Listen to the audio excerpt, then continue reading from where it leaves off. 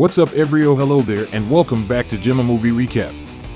Today, I'm going to recap Spenser Confidential, is a 2020 American action comedy film, directed by Peter Berg and with a screenplay written by Sean O'Keefe and Brian Helgeland. But before we start, please support our channel by subscribing and click the bell icon for future notifications.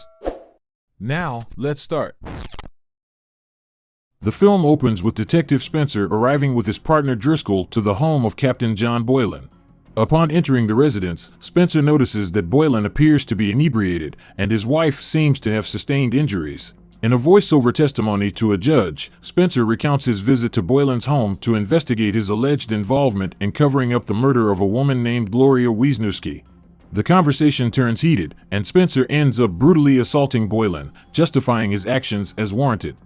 5 years later, Spenser is nearing the end of his prison term when he encounters Squeeb, a fellow inmate affiliated with an Aryan supremacist prison faction. Squeeb and the other group members surround Spenser and proceed to deliver a farewell message. In the ensuing scuffle, Spenser engages in a physical altercation with the group members, ultimately managing to fend them off before his eventual release from prison. Who sent the message?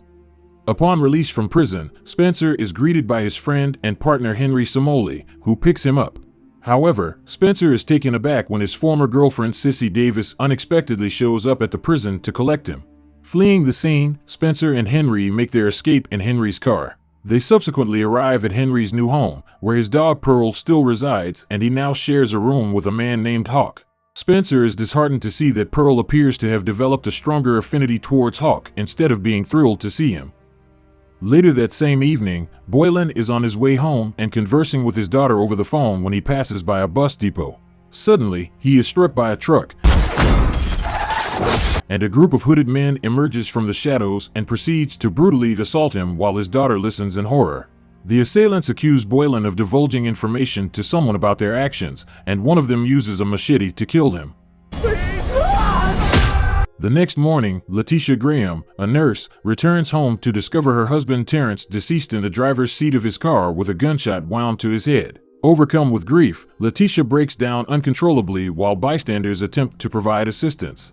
The news of Boylan's murder quickly spreads, and Spenser is immediately considered a primary suspect. Driscoll and another detective pay a visit to Spenser to verify his alibi and confirm that he was not in the vicinity when Boylan was killed. However, the rest of the police force harbor a deep-seated animosity towards Spenser and believe he played a role in the murder. Despite starting a new job as a truck driver, Spenser is deeply troubled by the news of Terrence's alleged involvement in the crime, as well as the media's portrayal of him as a guilty party who took his own life out of remorse, and the sight of Letitia distraught on television prompts Spenser to take it upon himself to solve the case.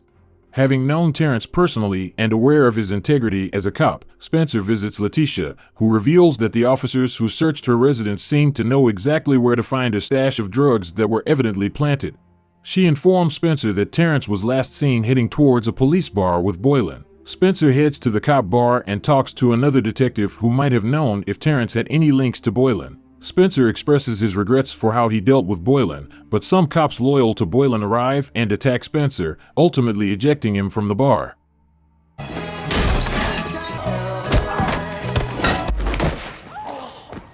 Undeterred, Spenser goes to a nearby bodega where he obtains security camera footage of Terrence and Boylan meeting outside the bar. With the assistance of Hawk, Spenser studies the video at home. Spenser heads to the crime scene to search for any overlooked evidence. He then pays a visit to Driscoll at a gym, who denies being present at the crime scene. But Spenser suspects otherwise since he found a toothpick there, which Driscoll is known to usually have in his mouth. Spenser and Hawk have lunch together, but Spenser is unhappy to find out that Sissy is also present. Later, Sissy follows Spenser into the bathroom, and they engage in a brief sexual encounter. During their conversation, Sissy mentions a past pregnancy scare, which Spenser had promised to support. However, they both agree that it's for the best that it didn't happen. After leaving the restaurant, Spenser and Hawk spot the same Corvette that was captured on the security footage. Spenser chases after the car on foot and is attacked by a guard dog while cutting through a yard.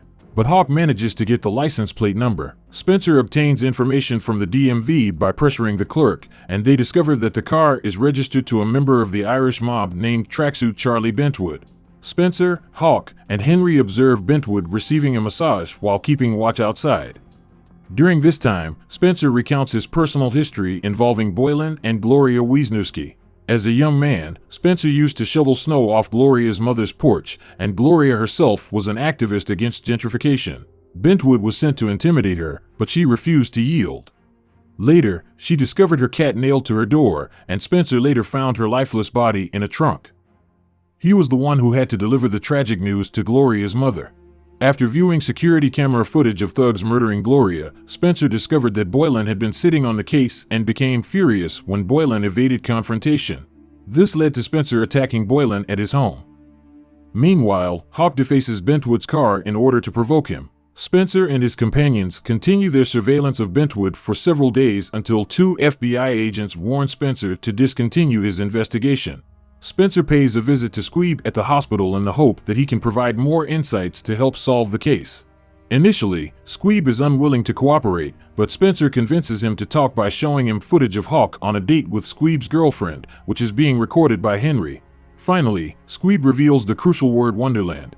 With the assistance of journalist Wayne Cosgrove, Spenser and Hawk discover that Wonderland is a casino racket being operated by corrupt police officers and the Trinitarios gang. When Spenser goes to investigate the area, he is confronted by 2 members of the gang, but he is eventually forced to back down. Boylan's funeral is conducted with full honors befitting a police officer, while Terrence's funeral is a modest affair attended only by close friends and family. Meanwhile, Driscoll discusses a delicate matter with his partner Macklin, as there is a possibility of an undesirable situation arising that could lead to exposure. Spenser visits a restaurant where he is recognized by the Trinitarios, who launch a violent attack on him using machetes. However, Spenser is able to defend himself and fend off the attackers until Hawk arrives in a car to help. Knowing that the Trinitarios are now aware of his identity and could target him, Spenser decides to take Pearl and Hawk to hide out with Sissy for their safety. Later, Spenser visits Letitia's home after it is vandalized, and she hands him an audio recording that Terrence had kept between himself and Boylan. The tape provides concrete evidence that Boylan was a corrupt cop and that Bentwood, Macklin, and Driscoll were all involved in his criminal activities. Additionally, it reveals that Driscoll was the one who dealt the fatal blow to Boylan.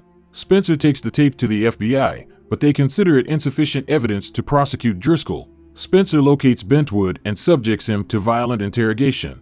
Bentwood eventually confesses that there is a drug shipment en route to Wonderland from New Hampshire. Spenser and Hawk track down the truck and force it off the road, killing 2 of the criminals and uncovering the stash. Later, Driscoll contacts Spenser, aware that he is aware of his involvement, and he abducts Henry, compelling Spenser to meet him at Wonderland within an hour. Sissy joins Spenser and Hawk on their mission, and with her help, they manage to free Henry.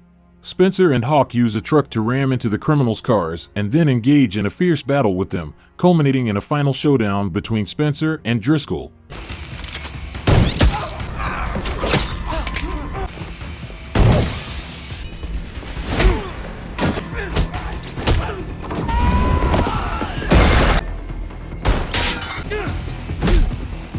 Although Driscoll almost emerges victorious, Spenser manages to subdue him without resorting to the same brutal tactics he used against Boylan, thereby avoiding going back to jail.